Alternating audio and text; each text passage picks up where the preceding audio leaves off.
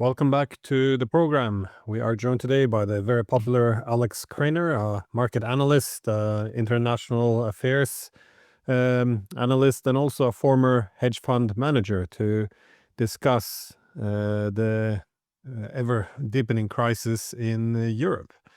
So welcome back to the program. Thank you for the invite, Glenn. Always good to join you. So I moved away actually away from Europe. I was gone for 20 years and I returned a few years ago. And I have to say, I don't really recognize the continent anymore, especially the last 3 years. Of course, a real crisis has set in the security sphere, economic, social, political, but much seemed to derive from this decade-long proxy war with Russia. Anyways, stability keeps fleeing the continent, and the most recent case now seems to be France. As I stopped counting how many prime ministers they run through. I mean, but it's not unique to France. It's governments across Europe. They do not seem very stable anymore. They don't enjoy popular support, and there's a few people who feel that the continent is heading in the right direction. I was wondering what do you make of this recent turn of event? Well, looking at France first. Well, I think that we have the gathering conflict between the two, let's call it approaches to governing European countries. One of them is this, globalist cabal represented by Macron and Merz and Keir Starmer primarily, and the other one are sovereigntist forces that are trying to gain control of their countries because they clearly don't like the direction in which they're going. We have so many problems that have been piling up for many, many years now.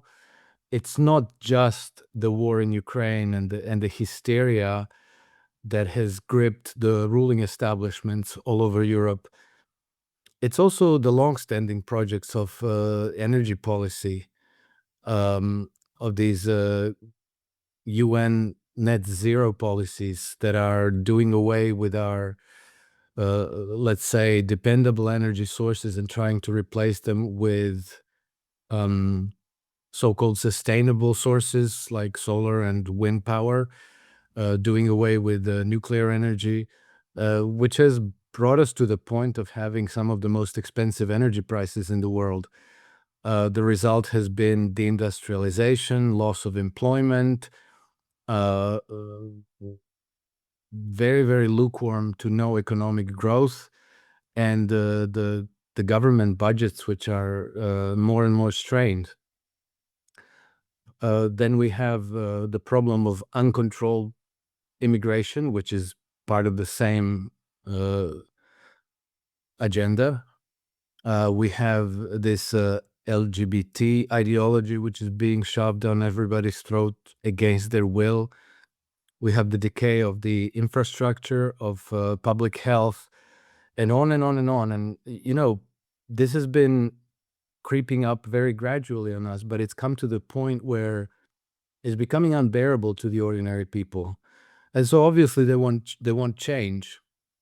And I think that in France, it's inevitable that sometimes in the very near future, Macron is going to have to announce new parliamentary elections. And it's almost certain that Marine Le Pen's Front Assemblée Nationale is probably going to win those elections and then be in a position to form the new government.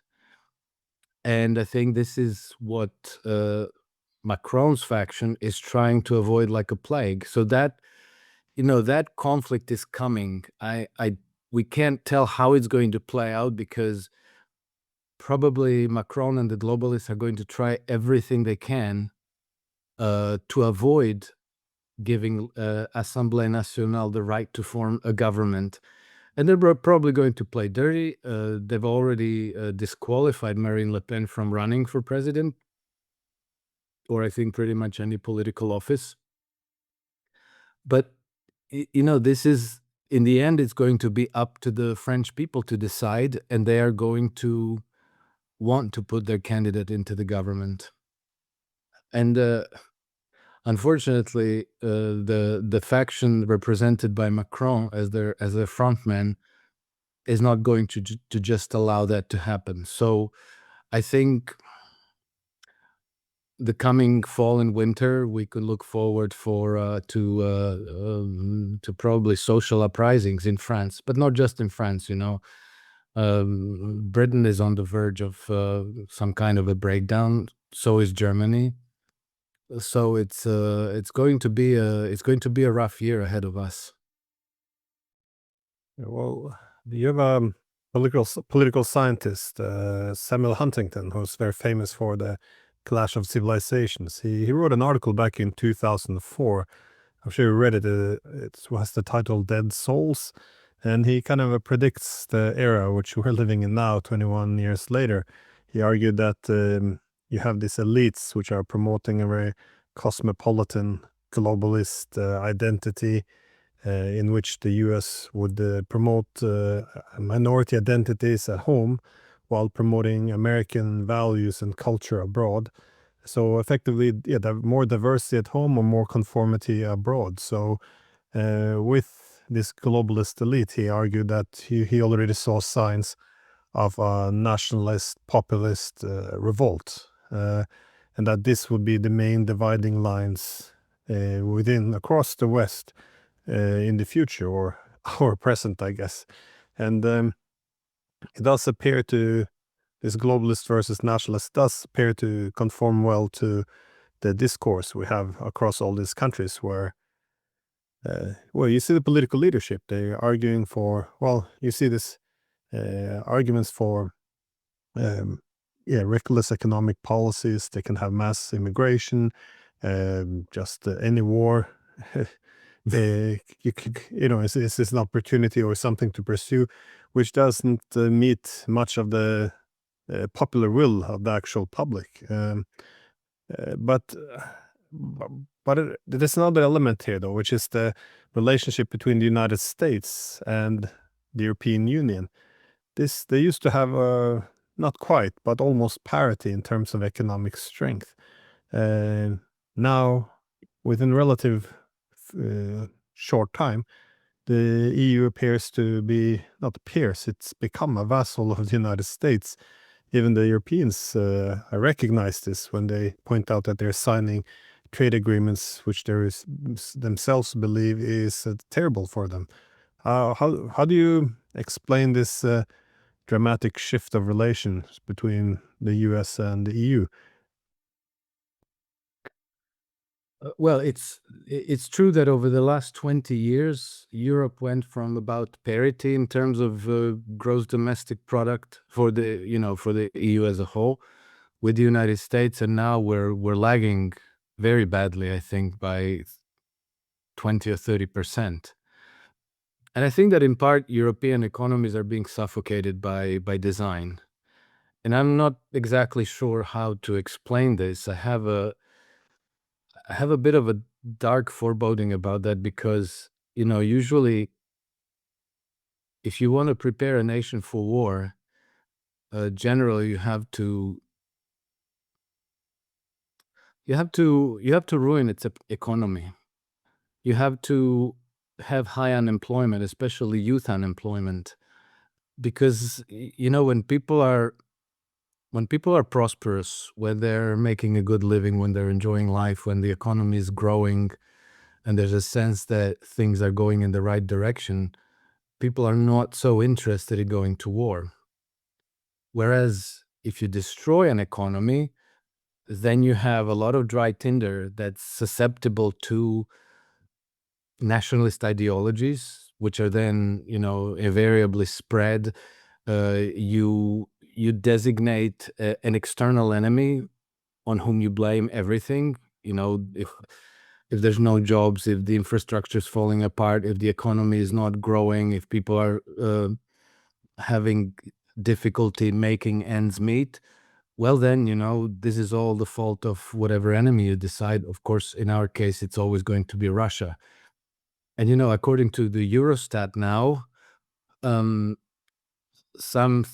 average, 35% of all households in the EU have difficulty making ends meet, which means that they're plain struggling economically. You have a hard time paying the bills.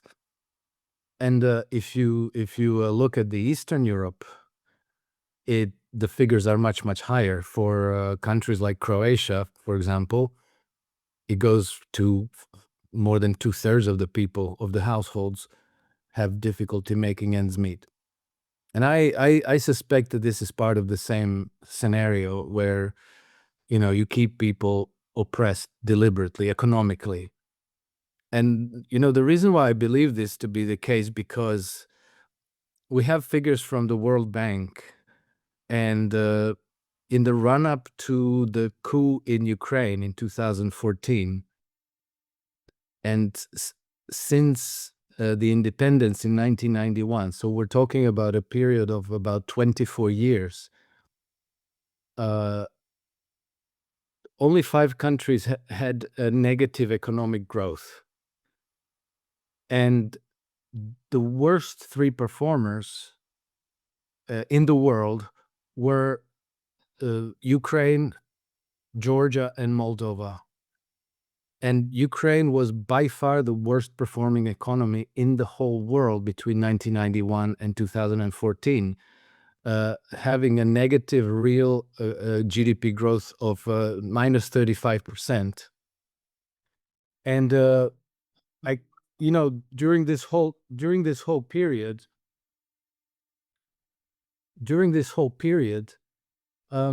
Ukraine was following pretty much the IMF directives about how to restructure their economy. This is always sold as something that's going to improve their economy competitiveness, bring prosperity, and so on. But then for 24 years, it results in terribly negative economic growth. And then the second worst country was Georgia, and the third worst country was Moldova.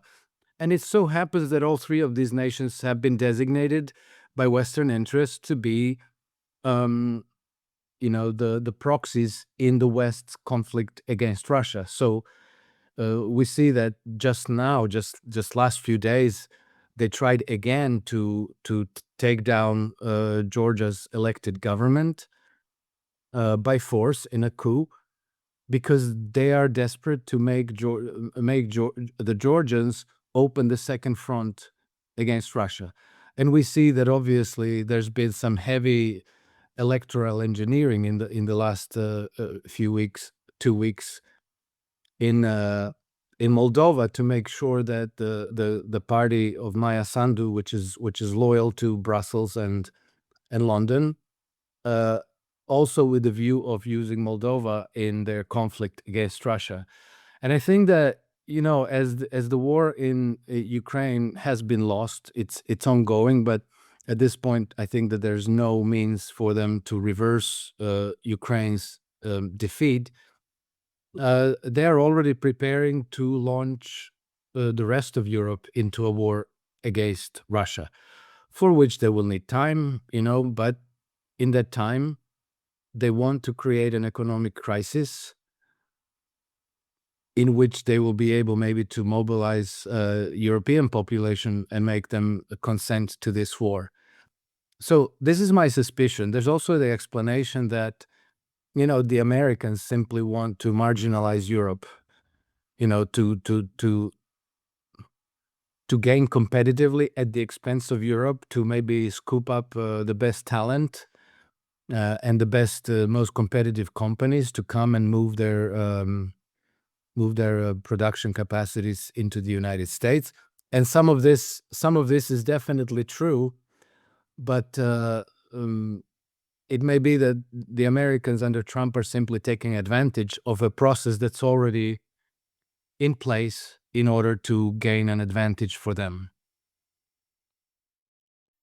Yeah, this efforts to take advantage of the Europeans. I recently spoke to an American ambassador who made the point that it was in the 90s or 2000s how they were looking at any mistakes done by the Europeans to take over arms contract in other parts of the world.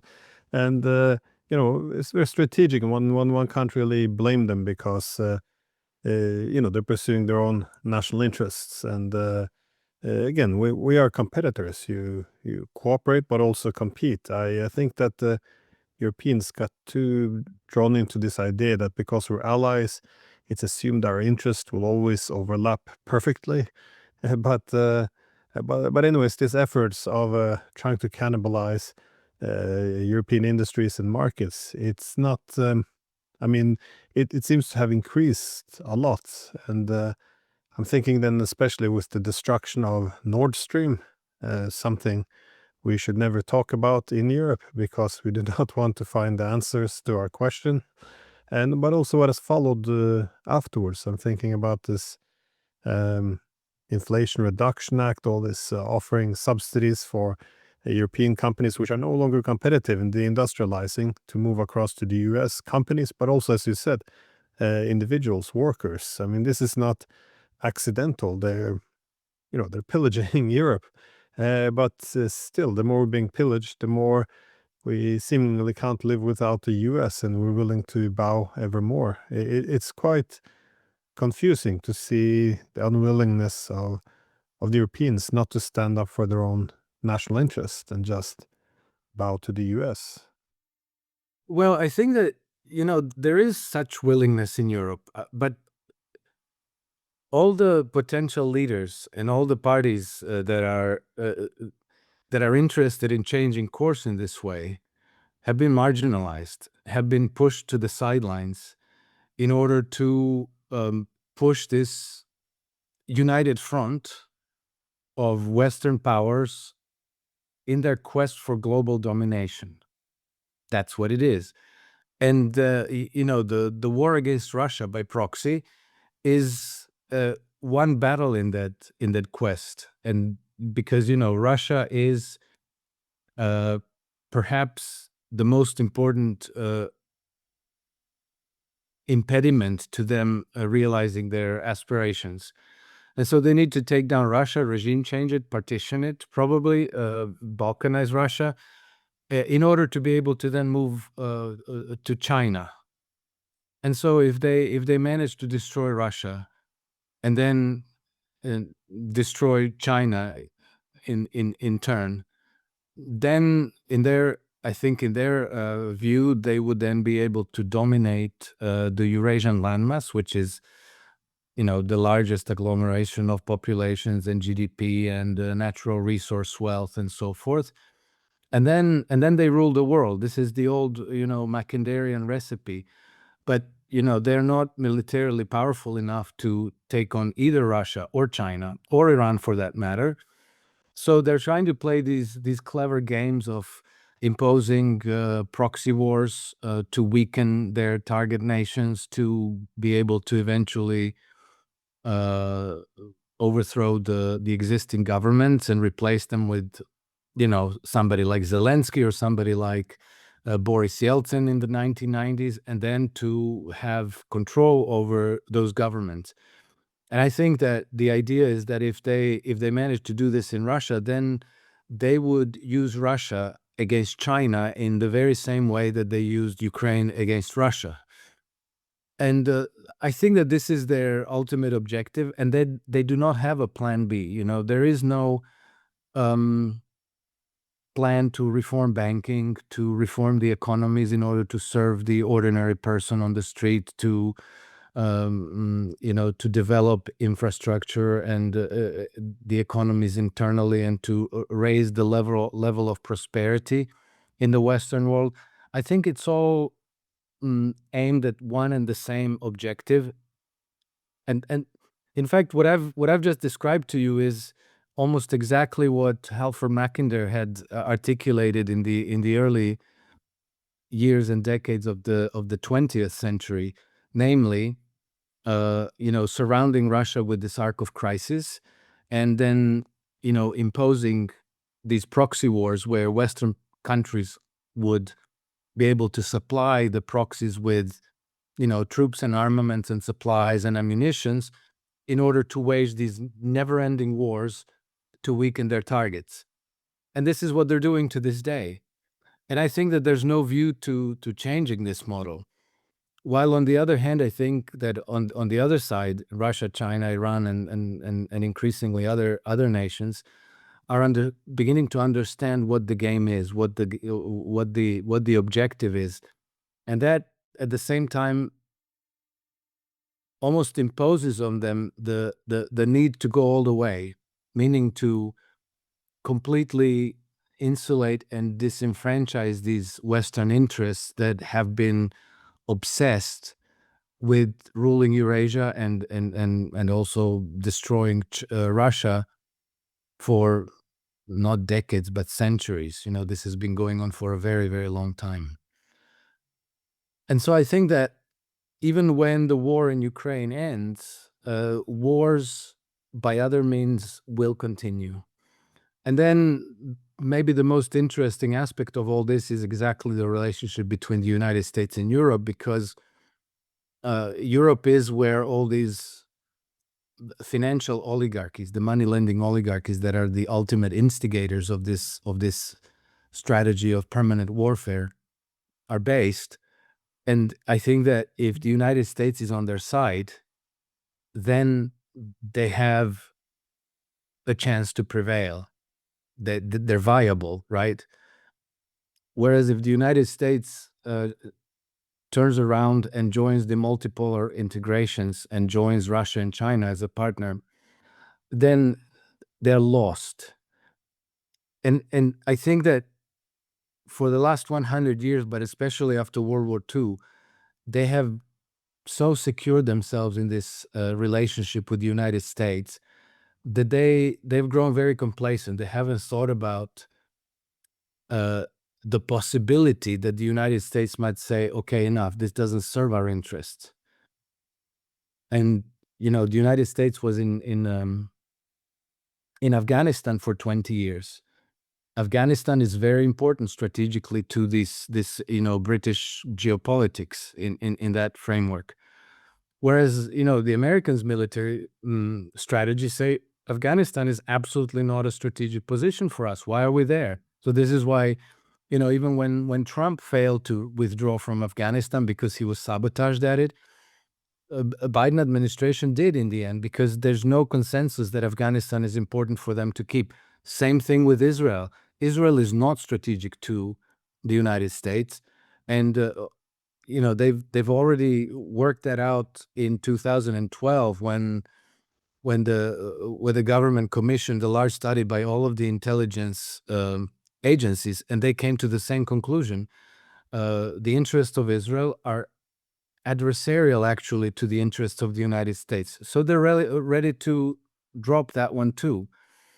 And the Europeans just don't have, they have not made themselves autonomous. They've not made themselves independently powerful, so that even if the United States abandons them, that they have their own, let's call it, homegrown geopolitical strategies. They just don't have one. And so I think that we're at a point where a power vacuum is going to appear on the European continent.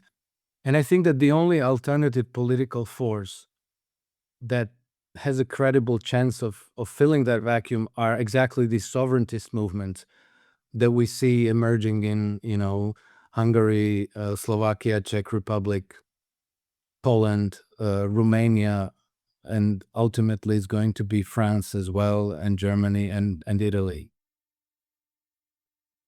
But I agree with this. Well, I think the problem of the Europeans always had this economic statecraft, which they have enjoyed superiority for, well, centuries now, where they can use economic power to weaken key adversaries. But when this fails, there tends to be an escalation into military power, which is, of course, what we're seeing now. But you argue that countries were waking up to the game, that is the Chinese, Iranians, I would say Indians as well. But this is why it's a bit different this time, isn't it? Because in a multipolar system, they don't really have the same cards to play anymore. Indeed, you have the Singaporean diplomat who then served as a president of the UN Security Council, Kishore Mahbubani, he made this point that the vast majority of the world, that is the world outside of NATO, where 85% of the world population do not live in countries that put sanctions on Russia, he was making the point, it's not that they support the invasion of Ukraine, but they see this for what it is. It's a war to crack and destroy the emerging multipolar system and restore unipolarity. And he was making the point that the rest of the world doesn't want to want to return to the 1990s. As I said, break the Russians and then go after the Chinese. They're welcoming this multipolarity, which is why they don't want to assist the West in this proxy war to break Russia. But how do you see the economic statecraft being exhausted within Europe? Because we don't seem to have the same tools as we did in the past. And with each economic, I guess, the instrument we use against the Russians, it seems they're learning to decouple even more and learn to live without us, which keeps weakening our instruments of economic coercion. Well, I think that in a way we're in a better position than we were in the past, because in the past the world really was Western-centric, Eurocentric, and then, of course, after World War II, US-centric. And there was no alternative. The only alternative you have is to do like North Korea, to become a walled-off autarky. Today, we do have a choice, and that choice is to simply join the multipolar integrations, to join the BRICS, to join the Russian-Chinese security structures like the SCO, and it's a much better choice than becoming a Cuba or North Korea. And so this puts us in a better position, but it will take different governing structures. That is, different governing parties. The sovereigntist governments need to come in power, which is gradually happening. And I think that this is a tide that is going to be very, very difficult to turn, except with extremely heavy-handed authoritarianism and tyranny in European nations. And I don't know to what extent they're prepared for this, because we see this tyranny emerging in Great Britain. But after many decades of preaching freedom and democracy and human rights and free speech and so forth, it's meeting very stiff resistance. And let's say that when the economic crises which are coming blow up in their full force, and I think that we might see very high levels of inflation, which means that people will rapidly lose their prosperity and their standard of livings are going to drop precipitously, then the pressure on the current governing structure is going to increase that much more. And then the choice will be yield to the public pressure or respond with very, very heavy-handed repression. They're preparing for this. The digital IDs, the CBDCs, all of these mechanisms that they're trying to put into place are exactly preparation for that heavy-handed repression. But maybe they're coming in too late. And I, with regards to the European introduction of CBDCs, I'm paying attention to the officials, to Christine Lagarde, the head of the ECB, when they are making their speeches and announcing this and that. And there's a very, very strong impression that they are not that they're not remotely confident about what they're doing. So I think that there's a good chance that the whole European project is going to disintegrate. And then again, that power vacuum will be filled by sovereigntist parties, very probably. And I think that the dominoes will very quickly begin to fall in the direction of establishing friendly relations with China, with Russia, with the BRICS nations. I think there's more and more countries are going to apply to join the BRICS nation, to join the Shanghai Cooperation Organization, to abandon NATO. And so, this process is definitely ahead of us. And then that will also introduce new economic models, because basically what you have today in the world is the competition between two models of economic governance. One of them is the British free trade system, and the other one is what is called the American system of political economy. Although I think, as far as I know, the earliest explicit formulation of this system was written by Friedrich List, who was the architect of German economic miracle of the second half of the 19th century, which was absolutely spectacular. It was very, very effective and successful. And so, we don't even have to invent hot water. This is now a known model. I studied economics. It's been very carefully scrubbed from our economic curriculum. But, internet brought all of these things back to life, and they're being discussed widely. This system has been applied in Germany in the second half of the 19th century. After World War II, it's been applied in China. It's been applied in the United States. It's a much, much better system than this exploitative, speculative system of British free trade. And so I think that this is a change that's going to come our way as well. Of course, people who have been privileged in the post-World War II order the way it has been are not just going to quietly give up. And so there's going to be some conflict, and it might be, it might come in the shape of revolutions or civil wars also. But that's inevitably coming, because the system that we're in today is unsustainable. It really is unsustainable, and it's a mathematical certainty that it will collapse. Even in absence of competition, it will collapse. And I think that already today we see some kind of I would say, covert civil war taking shape, where, I think that the Trump administration wants to abandon a British system of free trade in favor of this American system of political economy. And we see that the administration is being attacked more and more aggressively by the, reactionary forces. And so Trump is coming under very heavy criticism for cracking down on civil liberties and democratic institutions, and bringing National Guard in different cities in the United States. But I think this is part of this conflict. And I for one, I have to say, I spent most of my life living in non-democratic systems, right? I grew up, the first 20 years of my life, I grew up in a one-party communist system in former Yugoslavia. And now I live for the last 30 years in the Principality of Monaco, which is also not a democracy.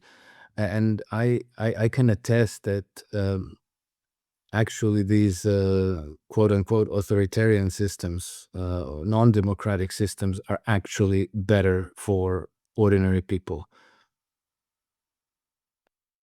Well, you mentioned Friedrich List, though, and it is interesting because his whole thesis that the British, again in the 19th century, they were pursuing an imperialist political economy through this liberal economic system, international economic system, and he countered this with he contrasted this with the U.S., which he argued was pursuing an economic system based on sovereignty, national sovereignty, through their transportation corridors and manufacturing base and national bank. But what is interesting is he's almost treated now as a peripheral figure, someone, we can't really fit him into economy books, but it is kind of strange because he built on the ideas of Alexander Hamilton and the American system, which they used to ensure their political sovereignty from the British. And this was a lot of these ideas were adapted not just in his home country of Germany, but also France. You see this also, they had direct advisors going to Japan. I mean, all the countries that thrived.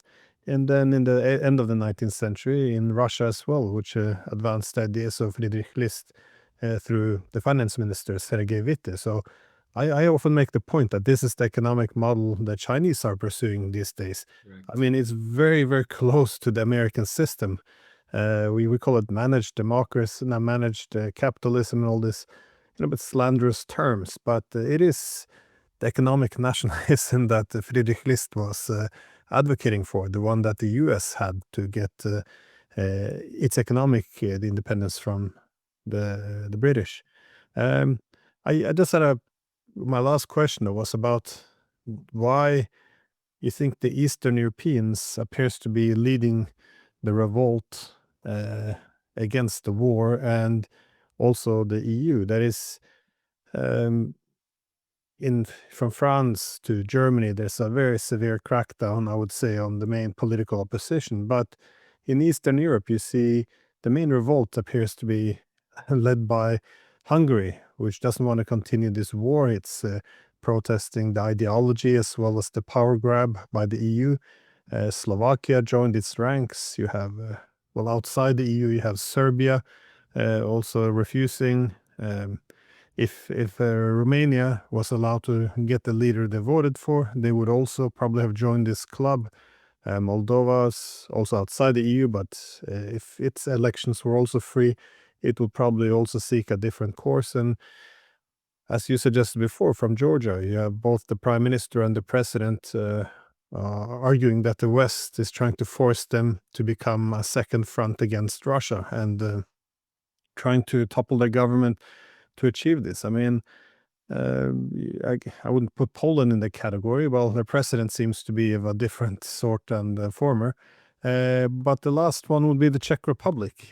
Just had an election with now a new prime minister, Babiš, who has, who likely will take the country more along the line of Hungary and Slovakia. Why is this? Why why is it Eastern Europeans who seem to be leading this opposition to the EU?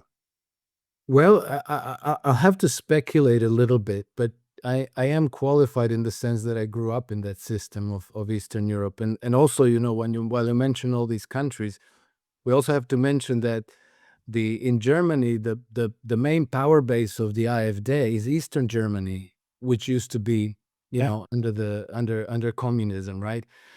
And I think that the reason is, for one thing, we have seen life in both systems. We've seen life and society live under the communist system, and then we've lived through the transition to the Western, let's call it liberal democracies with free market capitalism.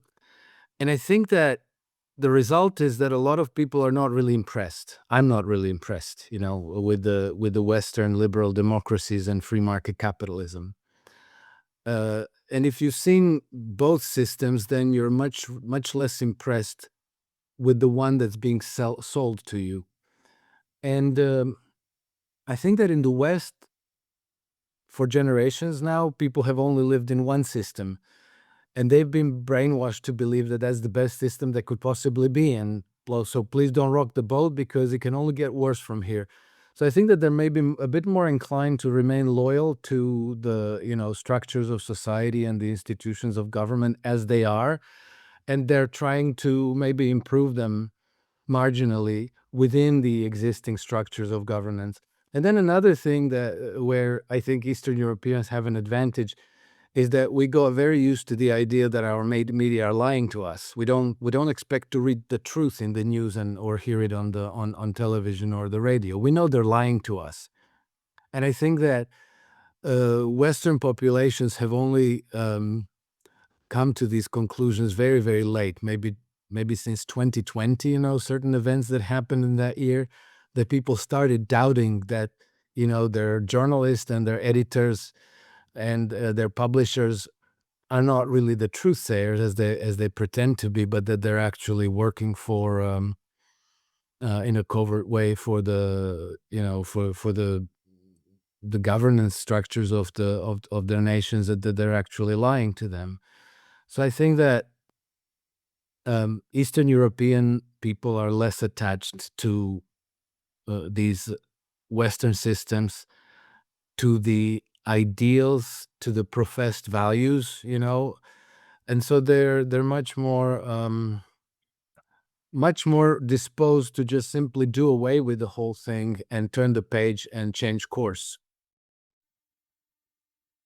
Yeah, I'm often reminded of a chapter in the second bind of the books of Alexis de Tocqueville, because he went from France to the U.S. in the early 19th century to explore freedom and to see if it could be brought back to France. Well, he has a chapter in there called Democratic Despotism, and he argued that the kind of authoritarianism that would come to the democracies would look a bit different, because we would be assuming that our governments represent us. So if they do something wrong or crazy or become too authoritarian, well, it's, we elected them, it's kind of our fault, but we can get them away. All of this kind of prevents any real opposition and anger from building up. So it lets it stretch much further than otherwise would. And also people, it's a fascinating chapter, because when I read it, I know it's 200 years ago, but you do see a lot of the same traits in society today. Yeah, correct. And also, freedom is being it's being marketed to Western audiences in a very sophisticated way. While former Yugoslavia was still communist, I joined the student exchange program and I went to the United States. And I can tell you that when I came to the United States, the American people will always ask me, like, how do you feel now that you're in the free world? Isn't this the freest country there ever was? Isn't it fantastic? And I never felt that way. I actually felt much less free in the United States. But, in their culture, they're very much disposed to always affirm, oh, we are so free. We are the freest people there ever was, even without another reference point. It's just one of those things that is a firm mantra that forms the cultural foundation of the whole society. We are free. That's just how it is. And they've never lived anywhere else, but they know for certain that in other countries people are much, much less free, and everybody wants to come to the United States to be free. No, people want to immigrate to the United States to make money, to have a shot at the American dream, not for the freedoms. That was clear to me when I was 17 and when I just, arrived to the United States from the communist world. It seems that freedom and democracy has become a identity. It's because of who we are, not what we do. It's some in the literature they refer to it as ideological fundamentalism, where you just assess based on identity. So we can try to topple the government in Georgia, we can rig the elections in Moldova, but it is still democracy, because it ensures those country ends up in our camp, and we are freedom and we are democracy, as opposed to if they end up aligned with authoritarians, then democracy is over. And so you have these German politicians in one beginning of a sentence, they can call for banning the largest opposition party in Germany, and the next second half of the sentence, they can condemn other countries for not having enough LGBT parades or something. So they don't see the contradiction here, that because again, it's become their identity. But do you have any final thoughts before we wrap it up? Well, I think this is extremely fascinating because it's actually kind of these are psychological issues, in fact, that you can almost persuade people about anything.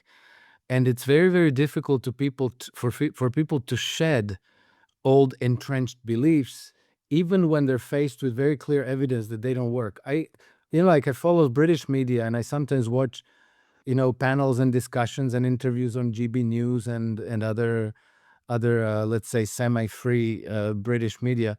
Well, they still insist that they have a very, very broad, enviable level of freedom of speech in the UK, in spite of the fact that something like at least 30 people are being jailed per day, including children, for social media posts. People get knocks on the door at 2 a.m. to explain themselves why they liked something or why they reposted something online. And, it falls into this category of things like, slogans like vaccines are safe and effective. It was never ever questioned until 2020. Even though the evidence that this slogan is untrue has been around for decades, but people just simply chose to accept it, to believe it, and go along with it. And so I think that nothing happens until something starts to sting and hurt. And only then you start to question things. And so, when we had the pandemic, then a lot of people started questioning that mantra, that slogan.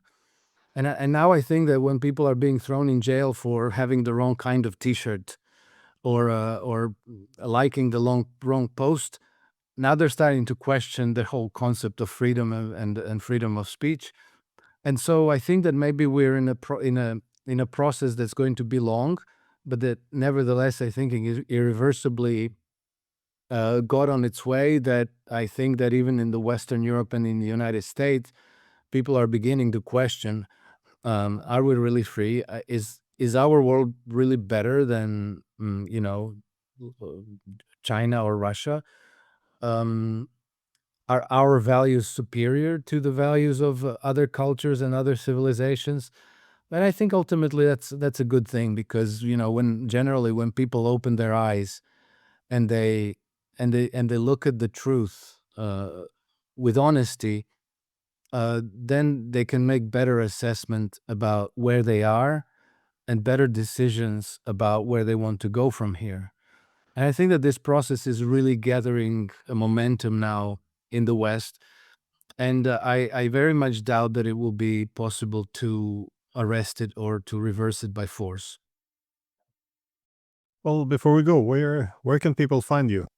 As you are quite active. You write books, blog. You are interviewed, it seems, daily. So, where is a good place for people to follow your work?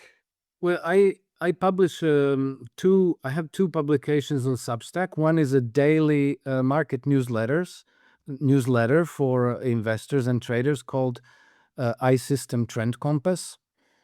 I also have a personal publication where I publish from time to time, but generally maybe better researched and more refined articles, which is Alex Krainer's Substack.